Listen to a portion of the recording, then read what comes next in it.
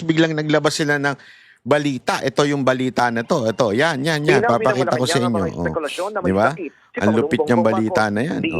Oh. Kesyo, ayan, papakita ko. Oh, yan. Maayos nga ang lagay ng Ay, Pangulo. sorry, nag-echo. Mali-mali ang napindot ko. Ayan. Ang oath-taking o panunumpa sa mga BCR ito. sa Malacanang Ayan. ngayong hapon. Payo pa niya sa mga mamahayaga, huwag basta maniwala sa mga post sa social media. Oh, ayan, di ba? Pero may napansin kayo. Oh. Ay, eto kasi, hindi ko alam kung ito'y sinasadya ba ng balitang ito, itong DCWB o GMA. Sinasadya ba nilang gumamit ng lumang video? O baka naman inutos sa kanila na maglabas ng lumang video? O baka naman ito ang ibinigay sa kanila ng Malacanang na video. Hindi natin alam eh. Kasi, ayan file videos. So, ibig sabihin, ito'y malamang sa malamang luma. Di ba? Malamang sa malamang luma na ho ito. Kasi, file videos ho nila yan. Malinaw naman na nakasulat dyan. Palace Press Officer, President mataba pa si Marcos. PCO Ngayon, Castro, maayos nga ang lagay ng Pangulo. Sa katunayan niya, pangungunahan pa ng punong ehekutibo ang oath-taking o ayan sino yun? Si Enrile at saka si Bersamin. So alam naman natin, ayan si Enrile, na alam naman natin, wala na sa mundong ito. At si Bersamin ba yun? Alam natin, nag-resign. So mukha talagang file video ito. Linawin natin ito po ay file video. Bakit? Yun nga yung tanong dito eh. Bakit maglalabas ng file video at walang recent video? 'Di ba? Kung may event. Kasi kung maaalala ninyo nung panahon ni Pangulong Duterte, at saka actually naman dato ng RTBM. Sinasabi kasi ni Claire Castro dito, may mga event daw si Marcos. Bakit walang video? Imposibleng walang video. Kasi yan ang mandato ng RTBM, bumuntot sa presidente at mag-video. Ang dali-daling maglabas ng video pero hindi kayo naglalabas ng video. Ngayon, sasabihin ninyo, bakit nyo ba kasi hinahanap? Anak kayo ng wewe. Karapatan namin bilang mga Pilipino na hanapin ng presidente. Lalo na sa panahon ngayon na kung saan pumapalo ng lintik na lintik sa kataasan ang presyo ng gasolina. Sobrang taas lalong-lalo na yung diesel. Nagpagas ako kahapon, parang nung tinitingnan ko yung pumapatak ang presyo, sabi ko, pambira, pwede ba itigil mo na? Ititigil ko na sa 3,000 kasi naalala ko pa ito noon, 3,000, medyo full tank na yun eh. Siguro mga 3,200, 3,500 full tank na. Ngayon, pag tinigil mo yun, wala pang 1/2. Hindi ako nagbibiro Hindi ako nagbibiro. Wala pang 1/2 yung na ng 3,000. Yun ngang 5,000, naku po. Kaya sabi ko, bakit natin kailangan hanapin si Bongbong Marcos? Kasi siya ang presidente ngayon. Maraming pwedeng gawin para bumaba ang krudo. Pero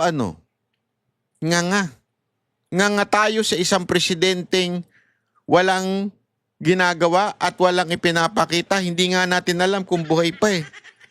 Again ako po, maingat po ako dito kasi first of all, I do not wish that this president will die. Ako talaga honestly, ayokong mamatay si Marcos. Gusto ko magdusa siya sa mga kawalang niyang ginawa sa bayan natin. Kaya ayoko siyang matigok. Honestly ako ayokong matigok. Gusto ko pagdusahan niya ito. Gusto ko mabulok sa kulungan. Yan ang gusto ko mangyari sa kanya. Dahil kitang-kita naman natin yung kapabayaan na ginagawa niya sa bayan natin.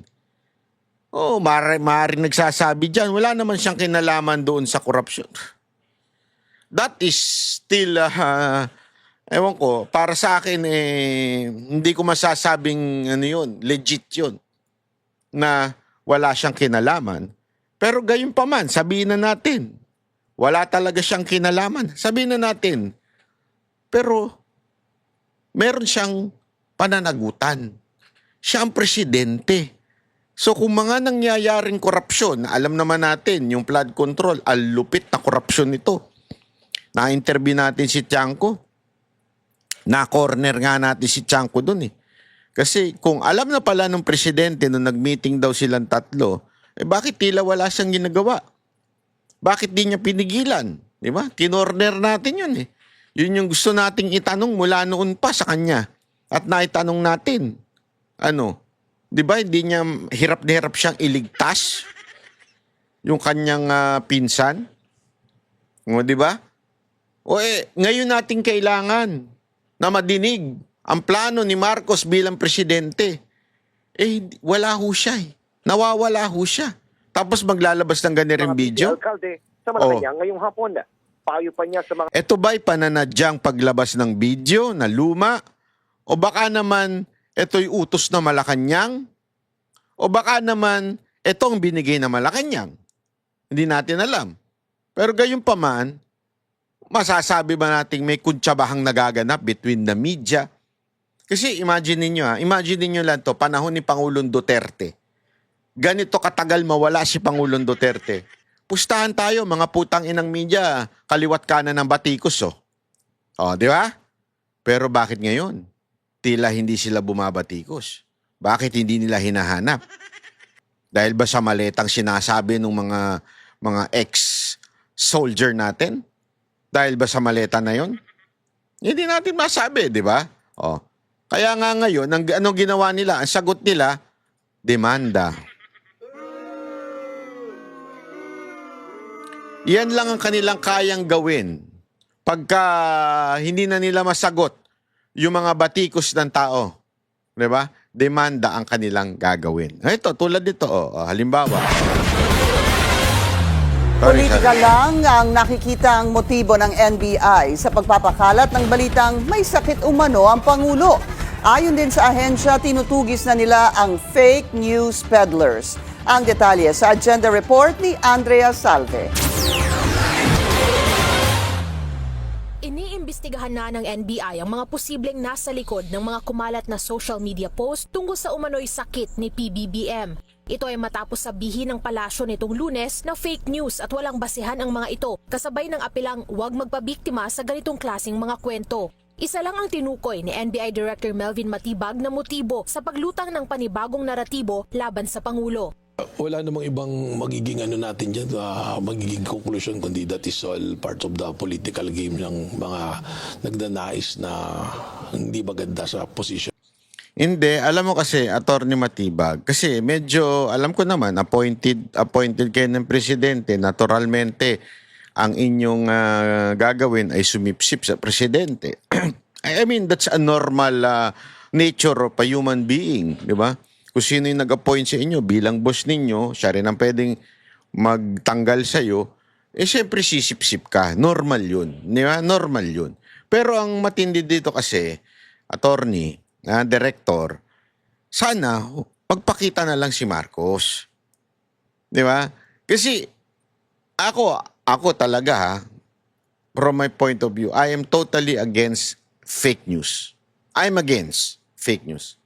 Yan po ay period na. Whether it will benefit my cause o hindi, ako ay totally against fake news. Basta fake news, kahit ano pa yan, walang pinipiling kulay para sa akin yan. Dapat hindi yan lumaganap. Okay. Pero, meron din naman kasing punto yung ibang mga kababayan natin na nagtatanong, asan na ba ang presidente? Nasaan na ba? Bakit di maglabas ng video? Gusto nyong matapos tong fake news na ito? Ito, matagal ko na ito sinasabi. The only way to counter a fake news is a true news.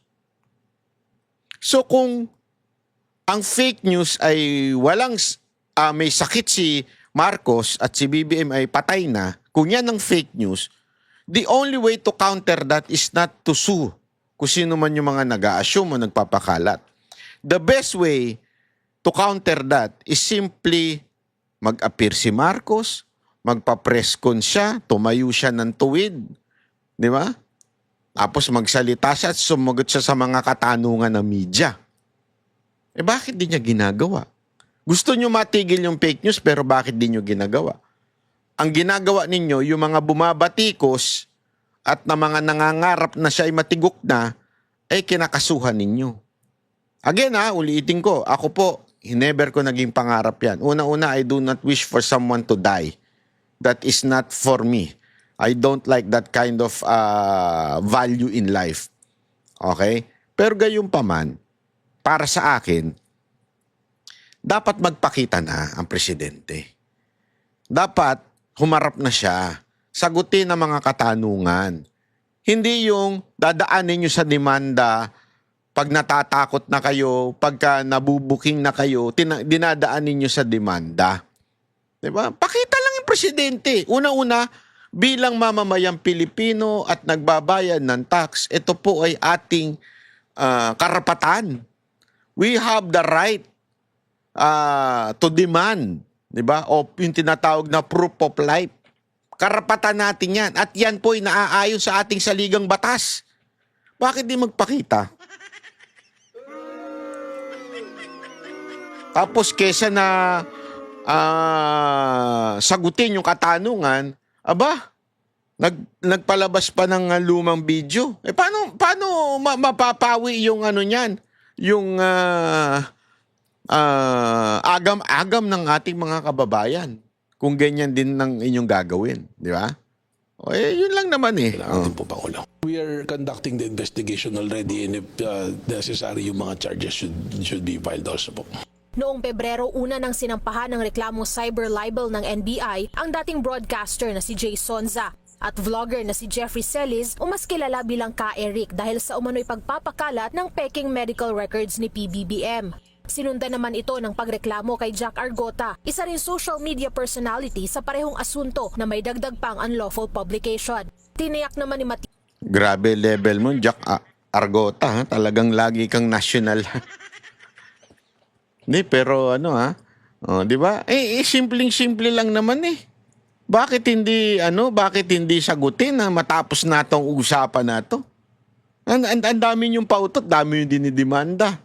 Di ba? Ang dami Ba't di nyo na lang sagutin? Yun lang sa akin. Bakit di nyo na lang sagutin? Di tapos ang usapan. Di ba? Ibang nadadaan sa due process ang panibagong investigasyon. Para sa agenda, Andrea Salve, Billionaire News Channel. Yan. Sa aming mga social media Diyan kayo magaling yung magdemanda.